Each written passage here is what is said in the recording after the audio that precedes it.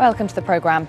Tension is building along the Iraqi-Turkish border. 60,000 Turkish soldiers are based just across the border.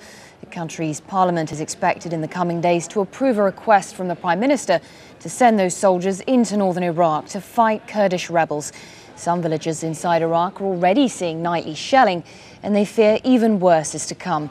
Al-Jazeera's Hadi Abdelhamid reports from the border. The village of Dasht lies on the far northern edge of Iraq. The area is closely monitored by Turkish soldiers, camped in the mountains just a few hundred meters away.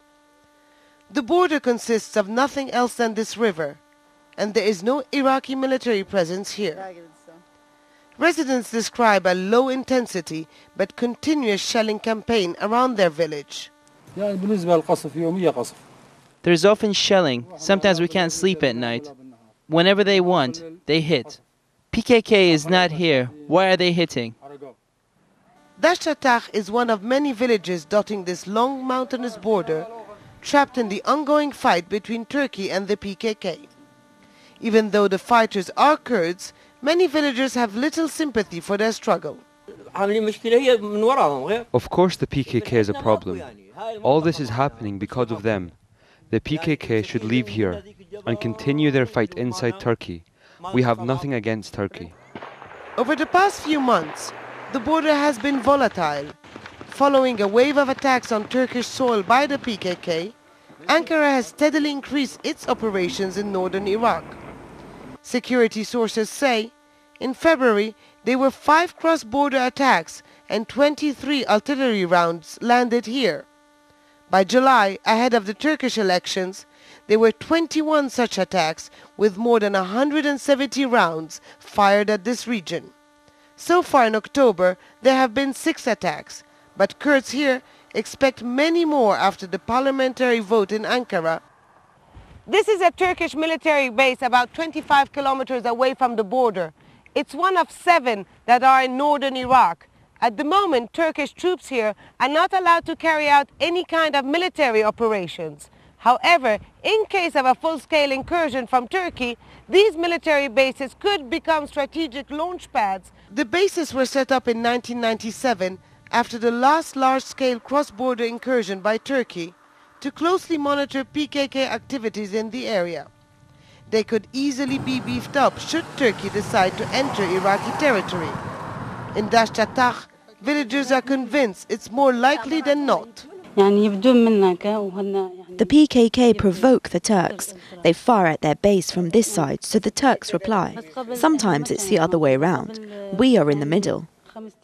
Over the past few months, they've watched Turkish bulldozers build a road that will lead the soldiers straight across the river into northern Iraq. One more sign for them that Turkey's warnings might become reality. Hadi Abdelhamid, Al-Jazeera, along the Iraqi-Turkish border. The United Nations mission in Iraq is urging the US forces to pursue a vigorous probe into an airstrike that killed 15 women and children. The civilian death toll in the operation on Thursday was one of the largest acknowledged by US forces since Saddam Hussein was toppled in 2003. The US says the target was a suspected meeting of senior al-Qaeda leaders north of Baghdad. It says it is conducting a thorough investigation. Australian Prime Minister John Howard has called general elections for November the 24th, with analysts suggesting he faces a tough battle to win a 5th term in office. The Labour Party opposition, led by former diplomat Kevin Rudd, has held a commanding lead over Howard in opinion polls for months. Howard is expected to highlight Australia's strong economy. Rudd is promising to withdraw Australia's combat troops from Iraq. Well, US Secretary of State Condoleezza Rice says she does not expect any breakthroughs on her latest visit to the Middle East. Rice started her 4-day tour by meeting with Israeli Defense Minister Ehud Barak. She's also due to hold talks with other Israeli and Palestinian leaders, but will not be meeting Hamas. The US is keen to push for both the Israelis and the Palestinians to resolve some key issues, such as the future sovereignty of Jerusalem and final borders, before a crucial Middle East summit takes place in November. Many Israelis have low expectations of what the US Secretary of State can achieve ahead of the Annapolis summit next month. Our Jerusalem correspondent Jackie Rowland spoke to Yael Dayan, daughter of prominent Israeli military commander Moshe Dayan, about why she hopes that despite the hurdles, real progress can be made in the next round of the peace process. The daughter of a legendary wartime leader and a politician in her own right, Yael Dayan has spent a lifetime on the Israeli left. She created scandal 15 years ago when she was the first Knesset member to meet Yasser Arafat. She sees it as a continuation of her father's legacy. The Palestinians to this day, when they think of Dayan, they think of him as one of the fierce enemies they had, but also as a #1 dialogue carrier.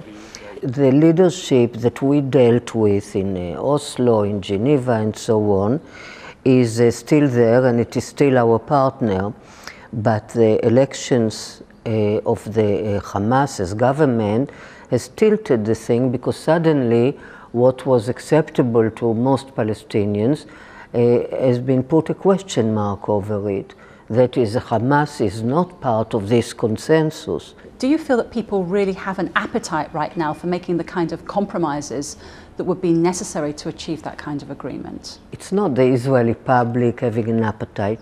They understand the necessity, and this, let's not underestimate it. I'd rather they do it uncomfortably than do the opposite. How would you describe the mood of the Israeli people as that summit approaches?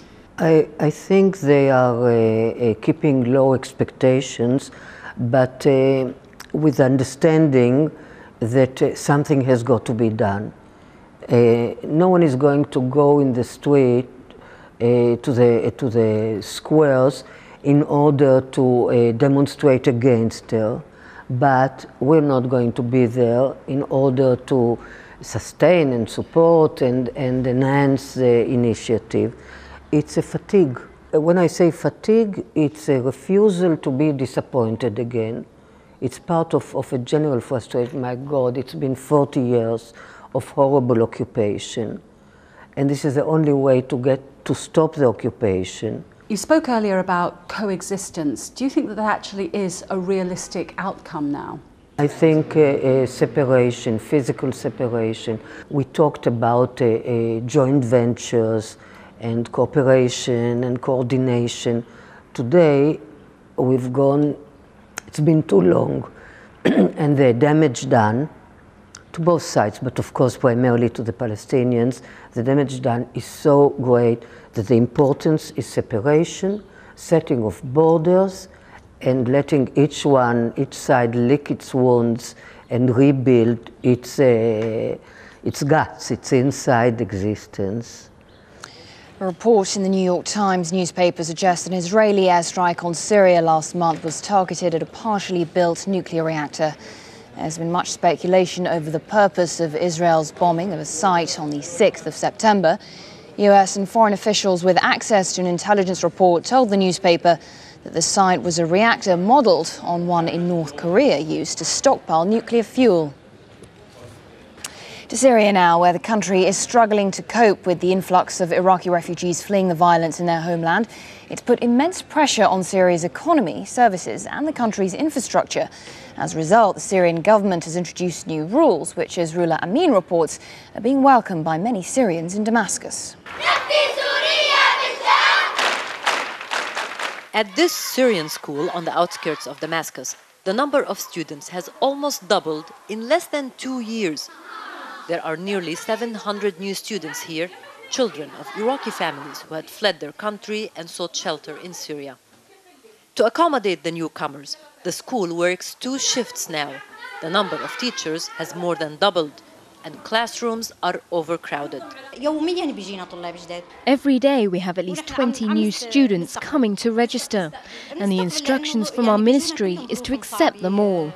Education in Syria is free for everyone, including the refugees. The Syrian government even supplies the books. There are more than 1.5 million Iraqi refugees now in Syria, increasing the Syrian population by almost 10%.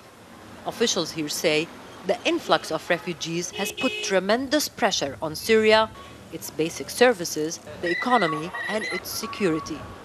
Until today, the Syrian economy and the Syrian society has demonstrated a lot of resilience in accepting and absorbing, but there are limits to how far you can accept and absorb.